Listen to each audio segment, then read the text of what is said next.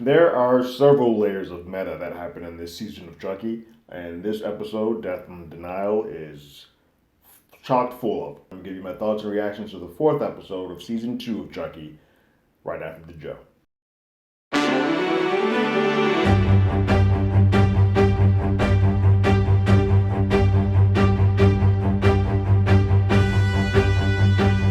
Hello, everyone. Terrence here with Hollywood Already Did It. If you haven't already, go ahead, like, share, subscribe to the channel, leave a comment, ring that bell below. Anytime we have something, you will be among the first to know. It's been a minute. I missed this episode in real time, but I'm going back to this, and I watched the follow-up episode afterwards, so they'll come right after this one. You'll see them back to back. Um, but Death and the Denial is the fourth episode of season 2. It takes a swing and doesn't talk about the kids. There are no kids in the wayward home in this episode. This is all about Tiffany. Tiffany and the Jennifer Tilly storyline and what's kind of happening and going on with her and Nika and all that jazz. It is framed in a way, sort of like the old like Tales from the Crypt episodes, where Chucky is the person introducing the show to you, but he's having a faux talk show where he is telling you sort of the behind the scenes of what's going on with Jennifer Tilly and Tiffany to sort of catch us up to speed so that we can get that story arc parallel to what's happening with the kids at the Wayward Home. And so we pick up at the end of a few episodes before, where Glenn and Glenda show up at Tiffany's place right after she has murdered the investigator, who she is now in the closet. Now, the thing that everyone sort of has to remember with this, and where I think the folks who have not watched Bride of Chucky and subsequently Seed of Chucky, um, to sort of catch people up, Glenn and Glenda are not aware that their mother is a murderer. They are also not aware that their actual mother is Tiffany Valentine. They are aware that their mother is Jennifer Tilly. Sort of this all gets super meta. At the end of Seed of Chucky, Tiffany, through all the voodoo and all that stuff, transports the soul of Glenn and Glenda. She splits it and transports it into two human babies. And those human babies are raised under Jennifer Tilly as mother to those two kids. And so for their life, that is all they know.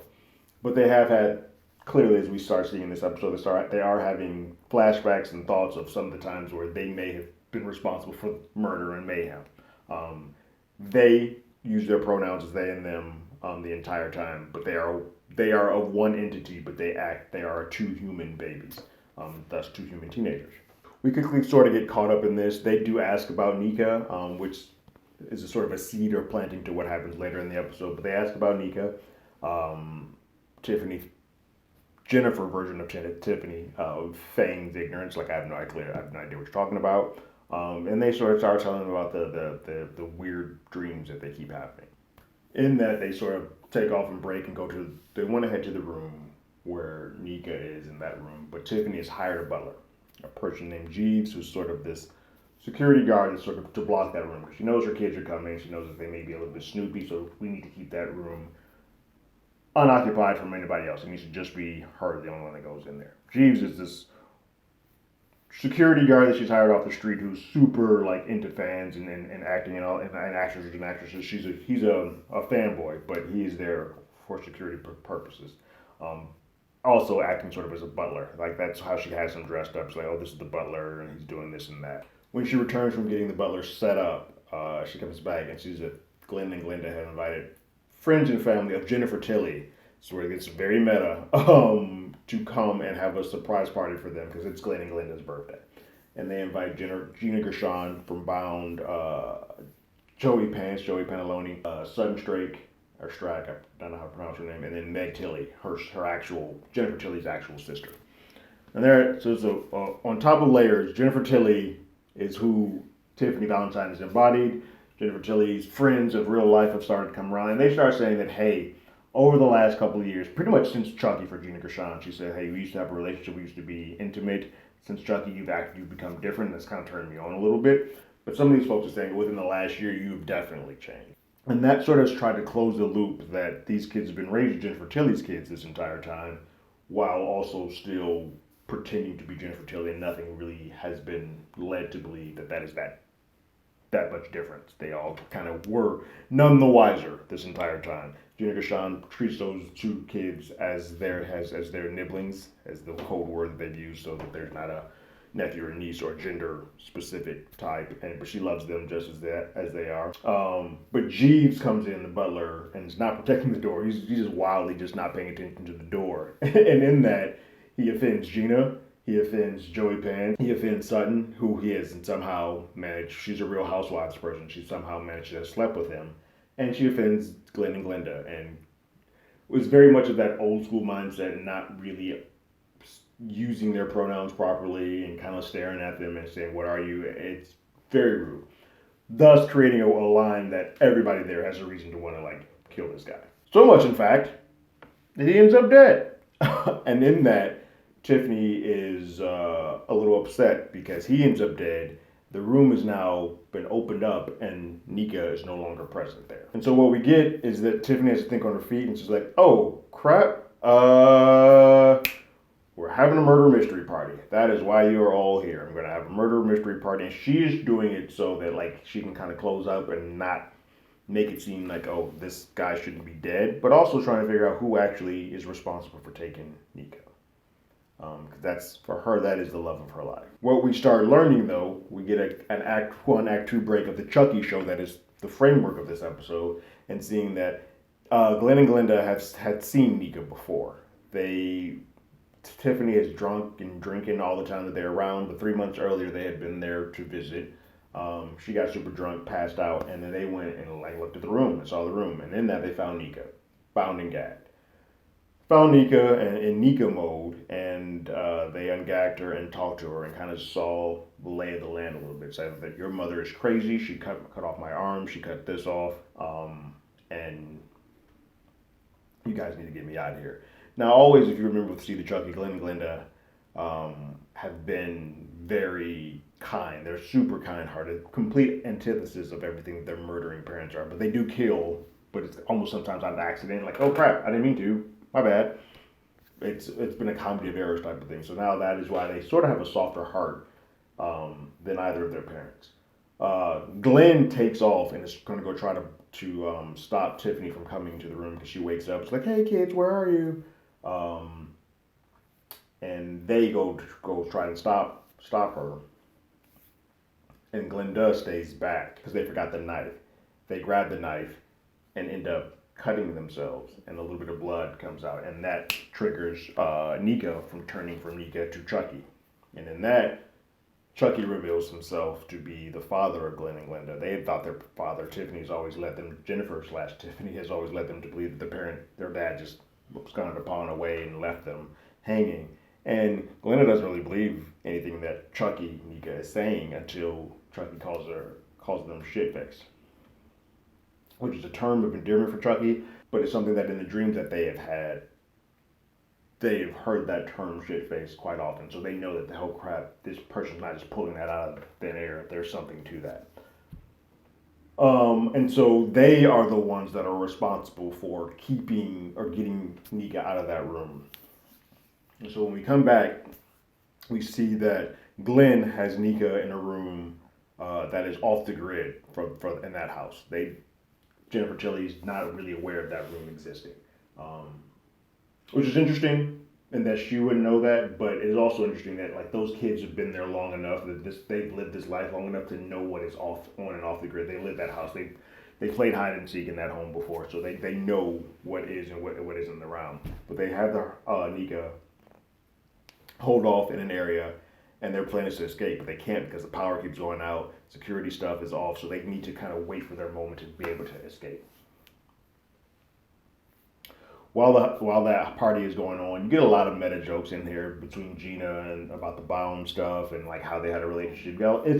If you enjoy trying to figure out all the ins and ups and what's going on in Jennifer Tilly's life, this is pretty fascinating. And also, I'm glad that Meg Tilly gets to shine because she was an Academy Award nominated. It's fun that she is present too.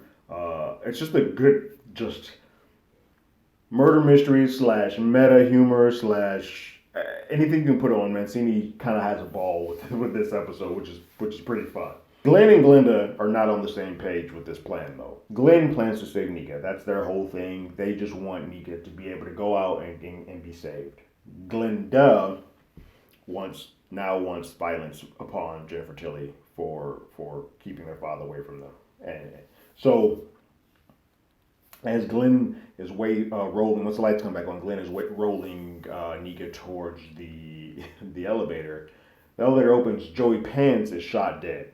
Real life, Joey Pants is dead. Crap. Then Glenda hits Glenn in the back of the head, knocks him out, and then they put arms on Nika, now Chucky, who has now been formed into Chucky. They're going to go plan to kill Jennifer / Tiffany. They give him a gun with arms, and we roll up and we see that Chucky has taken over the body, and Glenda is there to sort of help usher this on. Jennifer Tilly drops her wine glasses. Everybody, the guests who are still remaining are Gina, Sutton, and Meg are there, and they just don't know. Like, this is part of the murder mystery. This is not. They're like, none of this makes sense. This person who's the person who's the murderer just came out of nowhere. We don't know who this person is. They can't just. It's cheating. It's funny. It's really well done. But Chucky's having a one-on-one with Jennifer in that moment, and he's planning to shoot her. He actually does attempt to pull the trigger, but there are no bullets in it. Something happens, and he starts yelling at Glenda, like, what are you doing? What happened? And you gave me a gun that didn't work. Then Glenn comes back too, and Glenn just tells Nika to go. They open up the door and just tells Nika to just go. And those arms that they have, you see a pretty cool camera shot from the front of just Nika rolling towards the front gate. Nika does get to the front gate, and Jennifer tries to close it security-wise beforehand, but manages to get by. Glenn and Glenda split at this point. They have a conversation at the front door saying, hey, come with me, but they choose not. Glenn chooses to stay behind. Glenda goes with Nika, and Glenda just tells Glenn, ask Mom about Tiffany Valentine, whoever that is. And then they split up. Glenn stays back. Glenda goes with Nika, and Kyle, who is still alive, is the one driving the van, and they roll off. We then sort of get the framework of the end of the episode where Chucky kind of has a talk show and explains what actually took place and some of the pieces that were missing in the rest of it. But it's fun because we then even get more meta in that he invites to his talk show Liv Morgan, WWE. She's current WWE champion. Liv Morgan comes down the steps, and she just starts asking, like, hey, Chucky, because she loves Chucky. She's a huge Chucky fan. She's made it known in real life that she loves Chucky. And in that, Chucky says, hey, there's some things missing. First off, who do you think murdered the butler or the security person? And Liv answers it, and we find out that Glenda are always carrying a bottle of just poison around, and they put the poison in the bottle, and they killed the butler. It's in the genes. And then Liv says, oh, you must be proud. And then we try to figure out who took the bullets out of the gun or who used the gun. Because it's clear that Glenda, they wanted this to go down. So they wouldn't have given Chucky a gun without bullets. So how did the bullets get out of that? We come to find out that Gina, in her passion for Jennifer Tilly, confronted Joey Pants about his relationship with Jennifer Tilly and being the man that he is and the flippant way that he speaks about Jennifer Tilly. Gina shoots him and empties the clip. All the bullets end up in there. So there are no bullets in the gun for Gina.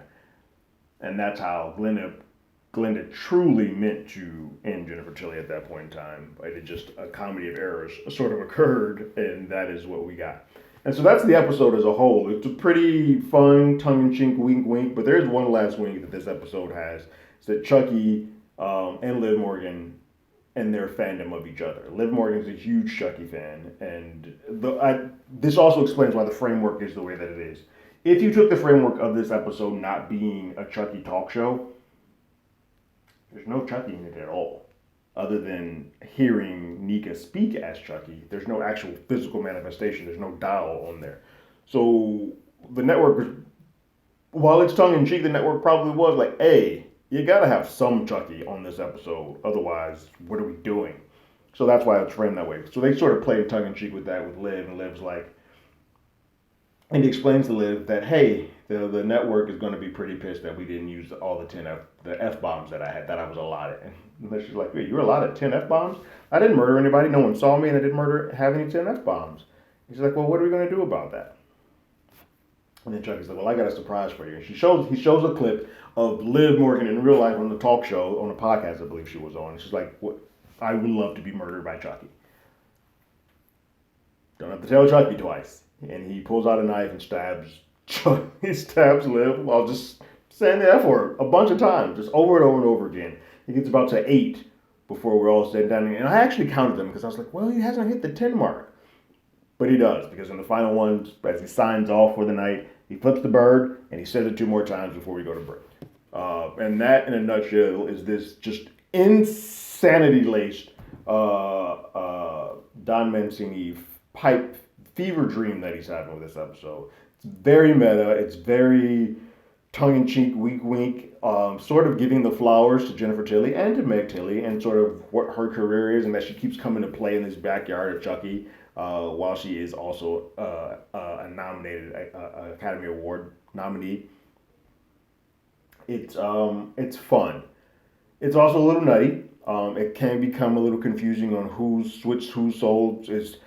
Tiffany is inside of Jennifer, but Jennifer was around long enough to have these kids raised up as thinking they're Jennifer. Gina believes they're their nibblings. Meg treats them as their nibblings. So it's just establishing the world that people outside of just from Seed of Chucky, skip on all those years all the way to this, we can now sort of concede that, okay, Glenn and Glenda were a part of a lot of people's lives and were treated as if they were this world's version, Jennifer Tilly, that they were her kids.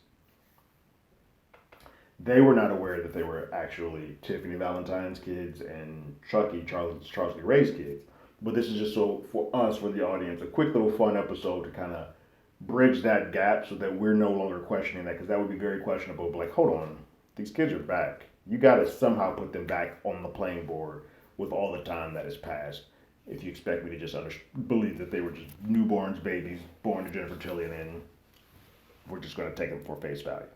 So I understand. It's a smart episode. That's the only purpose of it, really, because it does not transition or move the story forward that's happening at the school. But it does move the story ahead for Jennifer Tilly to sort of place those pieces in place and get Nika out of that room. I mean, out of that house. But it places people on the board so that we can kind of understand the life of Jennifer. This world's version of Jennifer Tilly lived, and sort of the heightened life that exists within that world. So not too much to explain or say about this episode, but that's what the whole point was. I loved it. It's fun. It's tongue-in-cheek. It's wink-wink. Jennifer Tilly is having a ball. And while I do want to continue the main story, and I think we're going to get back to that in the next episode, while I do want to continue the main story, I am glad that they took a moment to say, hey, we've got some explaining to do. Let's do that first before we continue on. So what did you guys think about this episode called Death on Denial, which is a play, if you haven't known, I didn't mention it, it's a play on the Agatha Christie books, like Murder on the Orient Express or Death of the Nile, because it's sort of a murder mystery. That's their sort of tip of the cap to them for that. What did you guys think about this episode? Leave your thoughts and comments in the comments below. If you haven't already, you can follow us on Twitter at HollywoodADI. You can hit us up on email at HollywoodAlreadyDidIt@gmail.com. We also have a podcast with the same name. That's on Google Podcasts, Spotify, Apple Podcasts, anywhere that plays podcasts. We're there. And like always, I got my ticket. You got yours.